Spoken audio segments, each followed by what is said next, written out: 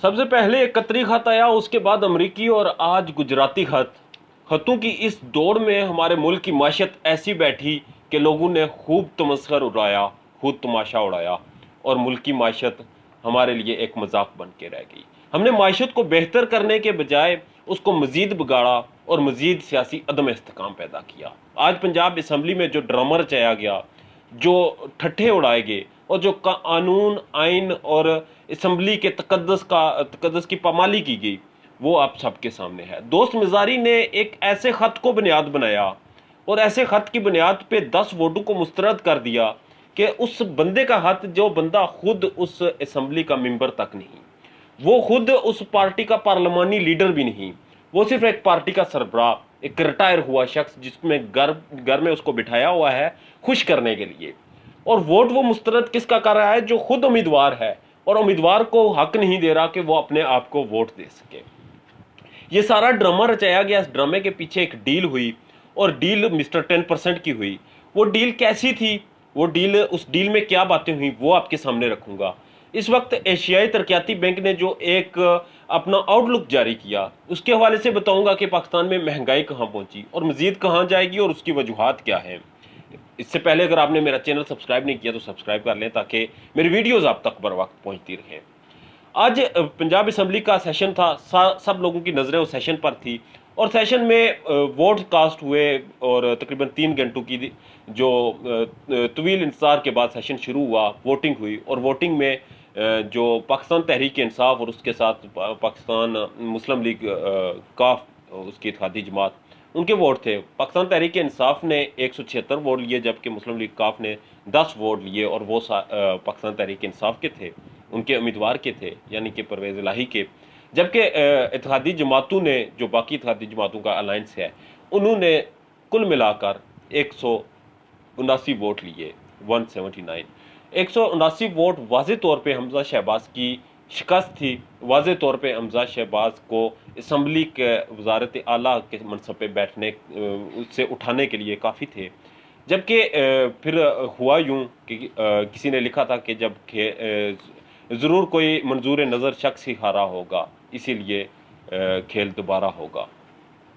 بہرحال حمزہ شہباز 10 ووٹوں کی 10 سے بلکہ اس کے 169 اور 186 7 ووٹوں کا فرق تھا، 79 اور 86 کا، جبکہ اس کو کور کرنے کے لیے 10 ووٹ ان کے کینسل کیے گئے، اور پھر حمزہ شہباز کو کرسی دی گئی اور اس سے گزارش کی گئی کہ صاحب آپ آ کے بیٹھیں، آپ ہی اس ملک کو سنبھالنے والے ہیں، کیونکہ شریف خاندان کے بغیر تو کوئی سٹیک ہولڈر ہے نہیں اس ملک کا، کوئی لوگ تو ہے نہیں جو اس کو چلا سکیں، جو اس کو سنبھال سکیں۔ اب مختصراً آپ کو ڈیل کے بارے میں بتاتا ہوں، اور ملک کی جو آؤٹ لک جاری ہوا، اس کے بعد اب حالات کیا پیدا ہوں گے وہ آپ کے سامنے بتاؤں گا۔ اس وقت جو ڈالر ہے وہ بلند ترین سطح پر پہنچ چکا ہے۔ اس سے پہلے ڈیل کی بتاتا ہوں۔ کل رات 7 گھنٹوں کی ایک طویل ملاقات آصف علی زرداری اور چودھری شجاعت کی ہوئی۔ چودھری شجاعت ہر معاملے میں مٹی پاؤ پالیسی کرتے تھے، مگر یہاں انہوں نے نیا کٹا کھول دیا، اور انہوں نے زرداری کے ساتھ ڈیل یہ کی کہ اگلی گورنمنٹ جو آئے گی، جو قومی گورنمنٹ ہوگی، سب کو پتہ ہے جس میں ساری جماعتوں کے حصے ہوں گے، وہاں پر صرف اور صرف مائنس پی ٹی آئی ہوگی۔ پی ٹی آئی کے بہت سے لوگ اس میں ہوں گے، مگر پی ٹی آئی نہیں ہوگی، اور کاف لیگ تو ضرور اس میں ہوگی۔ ڈیل یہ ہوئی کہ اگلے 5 سال کے لیے کاف لیگ کو وزارت اعلیٰ دی جائے گی، پنجاب ان کے حوالے کیا جائے گا۔ اس ڈیل پہ وہ رضامند ہوئے، انہوں نے ایک لیٹر جاری کر دیا۔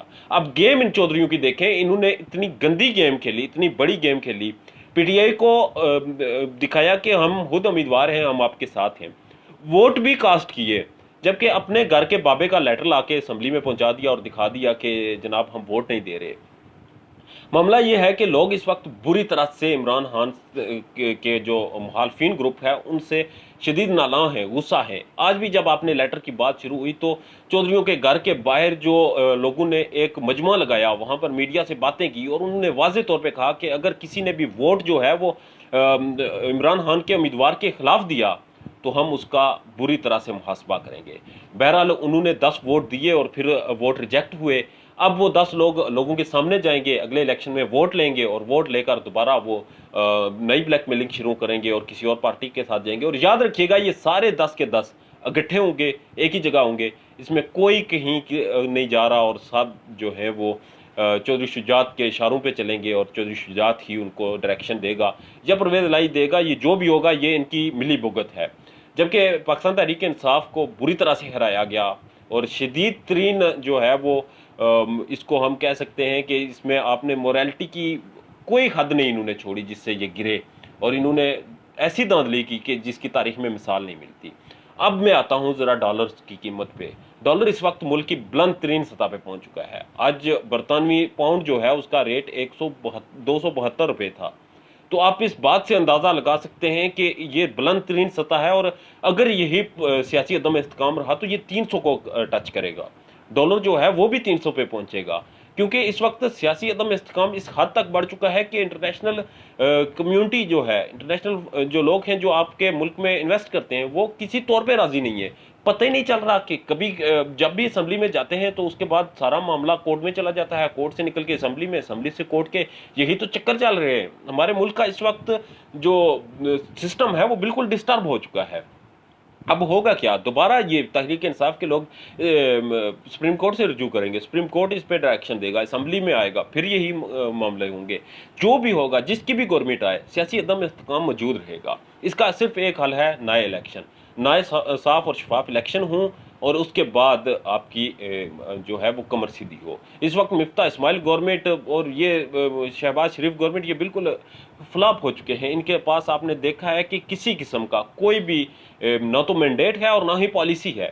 یہ صرف آ کے بیٹھ چکے ہیں، اپنے ان کو شوق تھا کہ اپنے ناموں کے ساتھ وزارت خزانہ اور وزیر اعظم لکھوانا، وہ انہوں نے لکھوا لی، اور اب یہ ان کی تمام پالیسیز فیل ہو چکی ہیں، اور اس طرح کی گنونے اور 2 نمبر ہتھ کرنوں پہ یہ لوگ اتر آئے ہیں۔